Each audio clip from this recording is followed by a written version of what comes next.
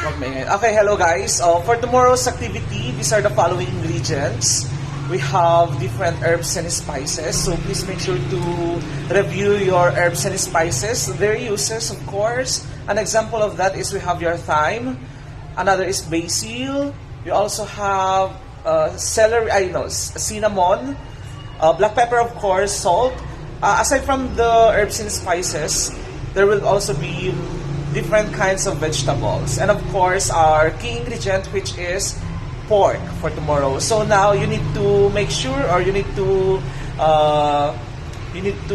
strategize kung ano yung gagawin ninyo para makuha yung mga ingredients na to. By the way, the ingredients are limited. For example, for a specific vegetable, let's say squash, there will be just a slice of squash so that there will be no redundancy of ingredients.